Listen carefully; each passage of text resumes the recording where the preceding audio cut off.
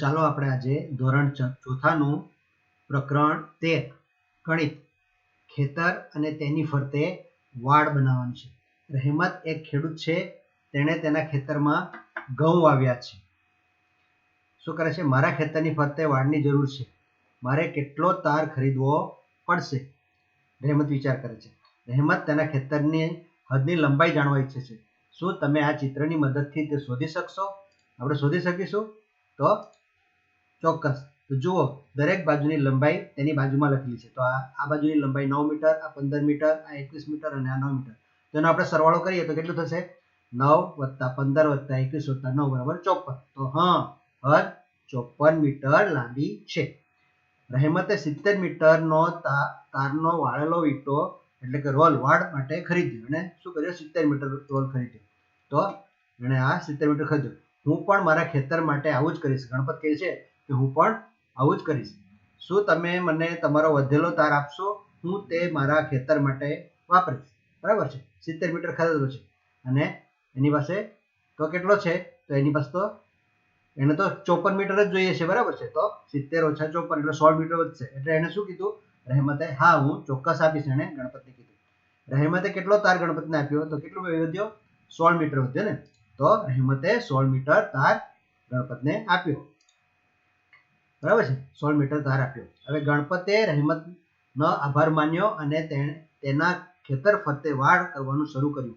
પરંતુ તેને વધારે તારની જરૂર પડી, કારણ કે એનું તો બહુ મોટું ખેતર છે. બરાબર છે. એનું ખેતર કેટલું છે? તો કે આ 15 15 આ 9 18 અને આ 9.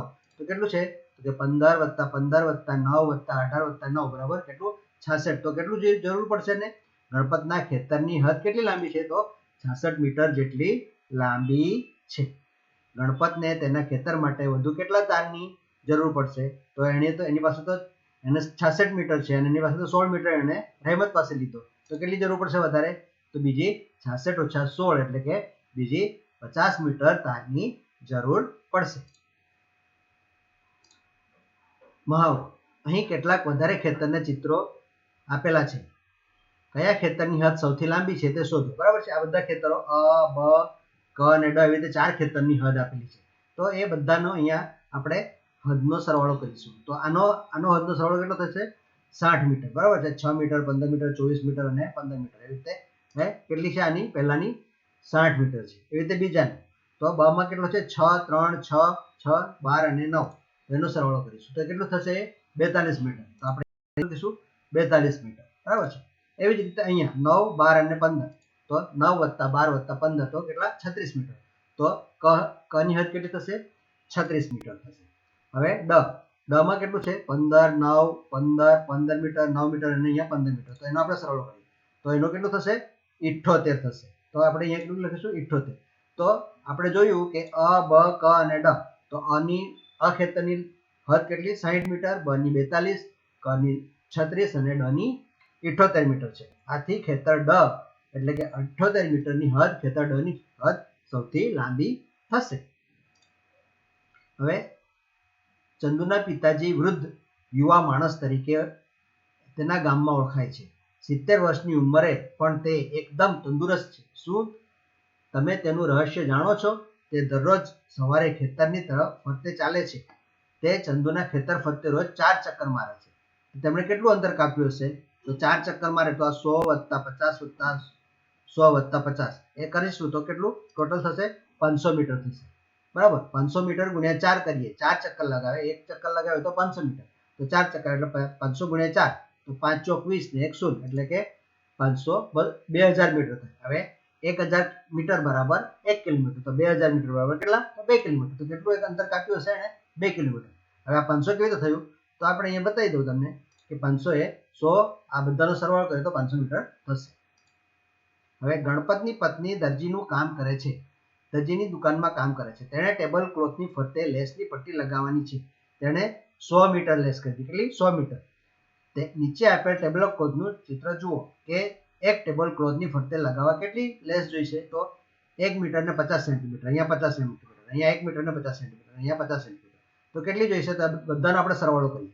તો 1 50, આ 1 50 અને આ બીજી 1 50, પછી આ 50 અને આ બાજુની 50. તો બધાનો સરવાળો કરીશું તો કેટલો થશે?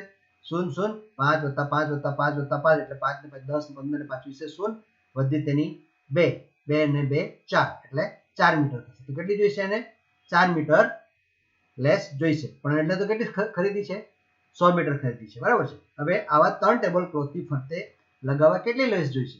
તો એક ટેબલ ક્લોથ માટે 4, તો 3 માટે કેટલા એટલે કે 3 × 4 કરવા પડે. 3 × 4 એટલે કે 4 તરી 12 મીટર લેસ જોઈશે. હવે વીટો રોલમાં કેટલી લેસ બાકી રહેશે? એને 100 મીટર ખરીદી છે અને 12 મીટર એની વપરાશે. તો કેટલી બાકી રહેશે? તો 100 - 12 = 88 મીટર લેસ બાકી રહેશે, બરાબર છે. નીચે આપેલ આકારના હદની લંબાઈ શોધો. તમે દોરીનો ઉપયોગ કરી શકશો.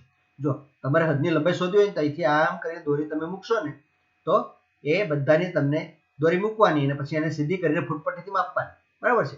એવી રીતે તમે એનો ઉપયોગ કરી શકો. તો હવે ચોરસ ગણો અને શોધો.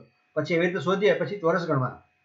જો આખો ચોરસ હોય તો એવા કેટલા ચોરસ છે તે જોવાના, બરાબર. આખા અને અડધા હોય તેને 2 અડધાનો 1 અને નાનાનો હોય તો એનો 0 ગણી લેવાનો. તો આપણે એ રીતે ગણીએ તો આમાં કેટલા ચોરસ છે? એમાં 5, બીમાં 7, સીમાં 6 અને ડીમાં 4 ચોરસ થશે. કયા આકારમાં સૌથી ઓછા ચોરસ સમાયેલા છે? કયા આકારમાં સૌથી ઓછા છે? તો ડીમાં સૌથી ઓછા ચોરસ સમાયેલા છે. અને સૌથી વધુ કયામાં છે? તો કે બીમાં સૌથી વધુ ચોરસ સમાયેલા છે. ચોરસની હદ 12 સેન્ટીમીટર છે. આ ચોરસ આપેલો છે એની હદ કેટલી છે? 12 સેન્ટીમીટર. 3 + 3 + 3 + 3 એટલે કેટલા થયા? 12 સેન્ટીમીટર થયા. આ ચોરસના ખૂણેથી 1 સેન્ટીમીટર માપનો નાનો ચોરસ કાપ્યો. બી ની હદની નાની હશે કે મોટી? તેની લંબાઈ શોધો. હવે અહીંથી એક ચોરસનો બરાબર 1 સેન્ટીમીટર માપનો નાનો ચોરસ અહીંથી કાપી લીધો. તો હવે કેટલી એની હદ રહેશે? તો આપણે જોઈએ તો એની હદ કેટલી રહેશે? તો એની હદ બી સરખી જ રહેશે. તો કેટલી? 12 સેન્ટીમીટર રહેશે. કેવી રીતે? તો કે આ 2 + આ 1 + આ 1 + આ 2 + 3 + 3 તો એ 12 સેન્ટીમીટર રહેશે, બરાબર. ક્યાંથી કાપ્યું છે? એક ખૂણેથી કાપ્યું છે. જો તમે એક સેમી ચોરસનો સી આકારમાં દર્શાવ્યા પ્રમાણે કાપશો તો સી આકારના હદની લંબાઈ કેટલી થશે? હવે આની હદની લંબાઈ કેટલી થશે? બરાબર. તો એનો આપણે જોઈએ તો એમાં કેટલી થશે? તો કે 14 સેન્ટીમીટર. તો કેવી રીતે? તો કે અહીંથી આ 1 આ 1 આ 1 આ 1 + આ 1 પછી આ 3 + 3 + 3 તો એનો સરવાળો કેટલો? 14 થશે. એટલે કે સી આકારના હદની લંબાઈ 14 સેન્ટીમીટર થશે. ડી ચોરસની લંબાઈ શોધો, બરાબર. ડી ની તો આ 5 + 5 + 5 + 5 એટલે 5 ને 5 10 ને 5 15 તો કેટલી થશે? 5 + 5 + 5 + 10 એટલે 20 સેન્ટીમીટર થશે. ડી માંથી 1 સેમીના ચોરસના 8 ચોરસ કાપો. હવે ઈ આકાર જેવું દેખાશે. ઈ આકારના હદની લંબાઈ કેટલી થશે? આમાંથી બધી બાજુથી એને આ ચોરસ 1 સેન્ટીમીટરના ચોરસ કાપી લીધા.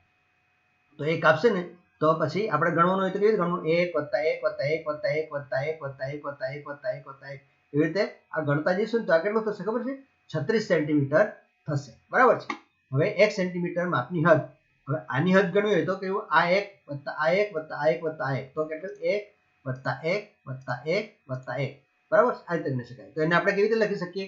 1 × 4 પણ લખી શકીએ, બરાબર. 4 વાર 1 છે એટલે આ રીતે લખી શકાય. તો હા, આ રીતે પણ લખી શકાય છે.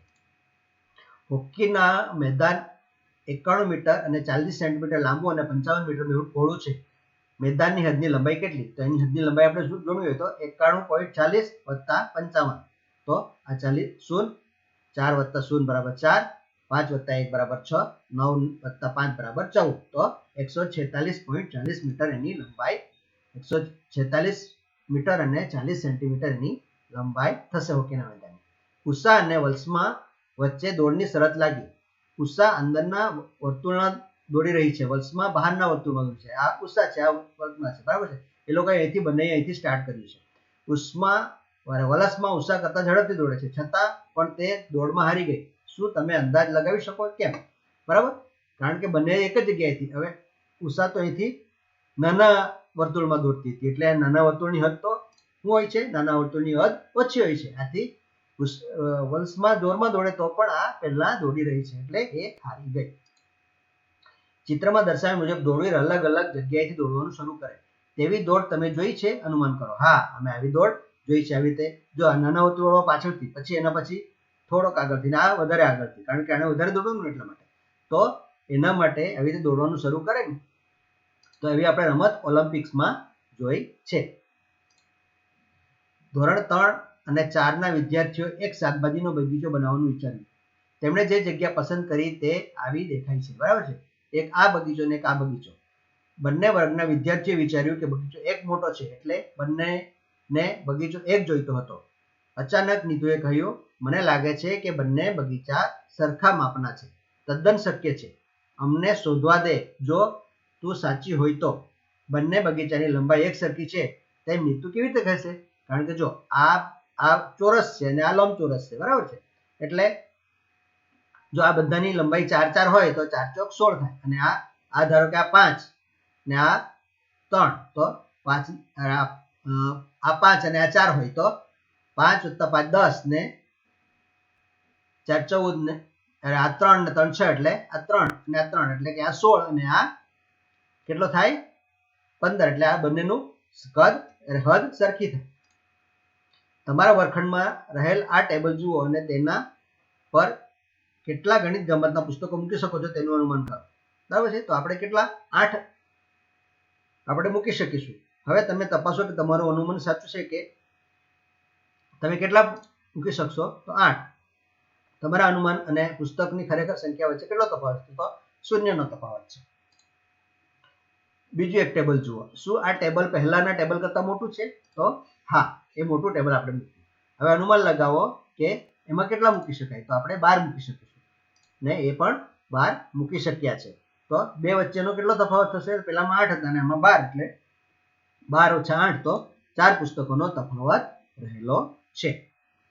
એક વર્તમાન પત્રથી ગણિત ગમતના કેટલા પુસ્તકોને પૂઠું ચડાવી શકાય?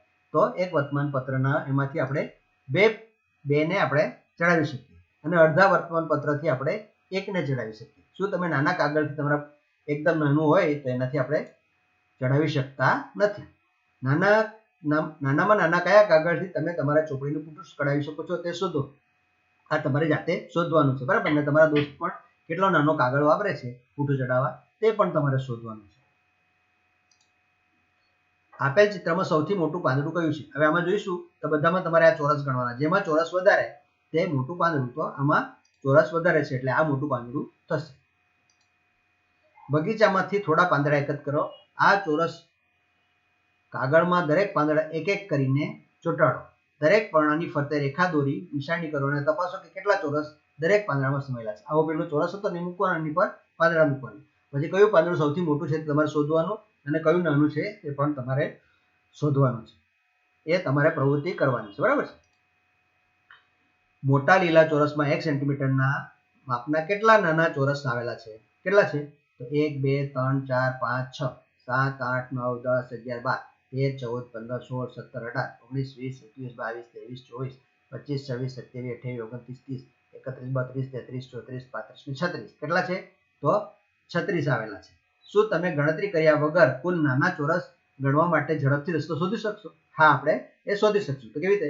તો કે 1 2 3 4 5 ને 6 આ બાજુ કેટલા છે? 6 અને આ બાજુ કેટલા છે? 1 2 3 4 5 ને 6.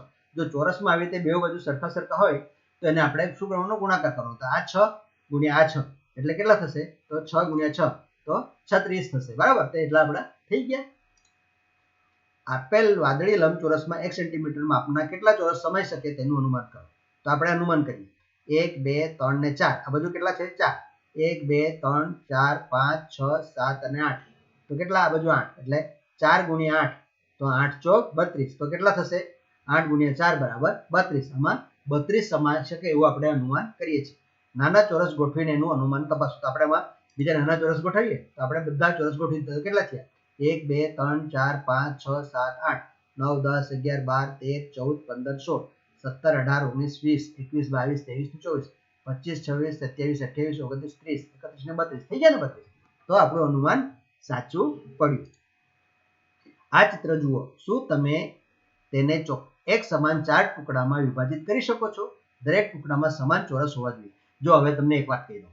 અત્યાર સુધી જો મેં સબસ્ક્રાઇબ નથી કર્યું ને તો સબસ્ક્રાઇબ નીચે કરી દેશો અને જો વિડીયો ગમે તો એને લાઈક કરશો, તમારા મિત્રોને શેર પણ કરશો, બરાબર? અને આપણા ગણિતના ધોરણ 4ના, ધોરણ 5ના, 6ના, 7મા, 8મા બધાના ગણિત અને વિજ્ઞાનના આપણે પ્રશ્નો અને તેના જવાબો અને આપણે ગણીશું, બરાબર છે. તો તમે સબસ્ક્રાઇબ જલ્દીથી કરી દેશો, હા ને. ચાલો આપણે આગળ જોઈએ. તો હવે અહીંયા એને આપણે વિભાજિત કરવાનું છે. તો આ 3 આપણે કરીએ, બરાબર છે. પછી આ 3 કરીએ, બરાબર છે. પછી આ 3 કરીએ, બરાબર. આ 3. તો આ એક ટુકડા એક સમાન ચોરસ થવા જોઈએ. બધામાં 3 થઈ ગયા, બરાબર છે. 4 ટુકડામાં વિભાજિત કરવાના. 4 ટુકડા થઈ ગયા ને આ એક ટુકડો, બીજો, ત્રીજો અને ચોથો, બરાબર છે. હવે અહીંયા રાઘવન પાસે જમીનનો એક ટુકડો છે. તેની જમીનમાં 4 મકાન અને વચ્ચે એક કૂવો આવેલો છે. તે આ જ જમીન તેના 4 બાળકોની વચ્ચે સમાન રીતે વિભાજન કરવા માંગે છે. તેના દરેકને એક મકાન અને તેમને કૂવો પણ ઉપયોગ એકબીજાની જમીનમાં દાખલ થયા વગર કરી શકે. શું તમે તેને આ જમીન વિભાજિત કરવા મદદ કરશો? દરેકના હિસ્સામાં અલગ અલગ રંગ પૂરો. તો આપણે જો આ 4 ઘર છે ને આ કૂવો બધાએ વાપરવાનો છે 4 છોકરાને. તો આપણે કેવી રીતે કરીશું? તો આ રીતે આ એક દીકરાને આપીશું. તમારે અહીંયા આ વાદળી કલર કરી દેવાનો. પછી બીજા દીકરાને કઈ આપશું? તો કે આ 4 આપીશું. એટલે એને કૂવો પણ વાપરવા મળશે અને જમીન પણ વાપરવા મળશે. આને પણ કૂવો વાપરવા મળશે અને જમીન પણ. ને બીજાના ખેતરમાંથી એને જવું પણ નહીં પડે. હવે આ હશે તો આને કૂવો વાપરવા મળશે અને આ જમીન વાપરવા મળશે. અને આને પણ આ જમીન અને આ કૂવો વાપરવા મળશે. એટલે 4 જણાને સરખે ભાગે બધી જમીન અને કૂવો વાપરવા મળશે, બરાબર છે. તો અહીં આપણો આ પાઠ પૂરો થાય છે. તમે ફરીથી સબસ્ક્રાઇબ નથી કર્યું તો નીચે સબસ્ક્રાઇબ કરી દેશો, તમારા મિત્રોને શેર કરશો અને આપણે ફરીથી બીજા વિડીયોમાં મળીશું. ત્યાં સુધી આવજો.